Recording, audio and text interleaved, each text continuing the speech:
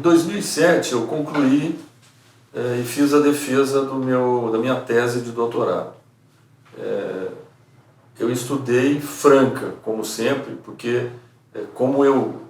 vim para cá em 1970 e estive envolvido com todo o processo político e técnico, urbanístico da cidade, eu me sentia credenciado a estudar, né, essa história, aprofundar e não deixar se perder a história do planejamento da cidade. Então, em 2007 eu fiz essa defesa e publiquei o resultado dessa pesquisa num livro, que é esse aqui, o Planejamento Urbano nos Tempos do CERFAL, que estuda o processo de implantação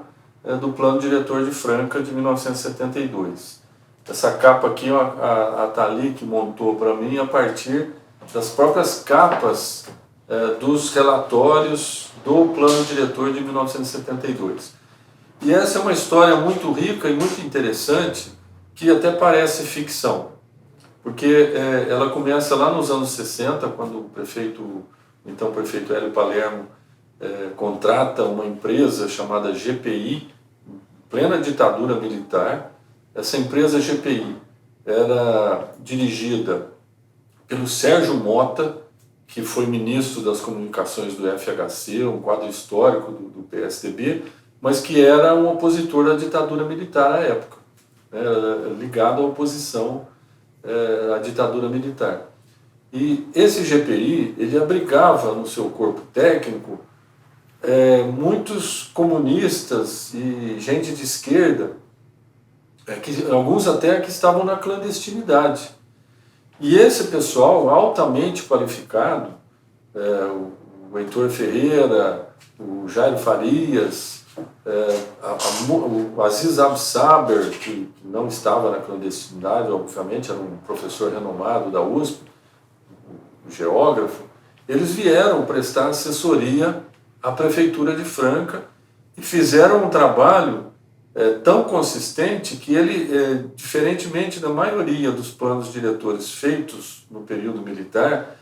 que era um período autoritário, que era algo que era imposto de cima para baixo, eles fizeram um trabalho tão consistente com aquilo que desejava a elite local, que esse trabalho foi aplicado, foi implementado ao longo de mais de 20 anos pelas diversas administrações, as mais diferentes administrações, deram prosseguimento a esse plano, que era de construir essas avenidas marginais ao córrego, embora o Aziz Absaber defendesse a criação de parques, como foi feito no Vale dos Bagres e acabou sendo destruído, e até hoje nós temos enchentes naquela região, por conta exatamente de não seguir as diretrizes fornecidas pelo plano, né? A ocupação das Vossorocas com parques, que foi algo que aconteceu também, várias Vossorocas foram transformadas em parques urbanos, né, em áreas verdes. A transformação da região central em área para o pedestre, né, toda ali a região da Praça Barão, da Rua do Comércio, toda aquela região foi pedestrianizada com base nas ideias desse plano. E o principal, que era o plano do Distrito Industrial, né, ele foi todo estudado nesse projeto, nessa época, e ele de fato foi levado a efeito, quer dizer, foi construído. Então há muitas ideias aqui nesse plano, que são ideias dos anos 60, que vão ser implantadas nos anos 80. Vocês veem como ele era visionário, esse plano, como era um plano realmente muito bem feito, e eu fui analisando isso e descobrindo essa história, né? O que estava por trás disso, essa questão do próprio GPI dessa empresa, que ela, na verdade, o Sérgio Mota, essas pessoas não conseguiam mais ter trabalho por conta de serem ou comunistas ou perseguidos pela ditadura, e o Sérgio Mota dava trabalho para esse pessoal, né? Então, só um ou outro nome que aparece nos documentos, os outros não aparecem porque eles são clandestinos, mas foram eles que fizeram, né? Eles vieram a Franca, eu entrevistei pessoas que trabalharam com eles, né? Então esse foi um trabalho assim, muito rico de resgatar essa história, uma história interessante, uma história que teve um reflexo na cidade, né, na própria cidade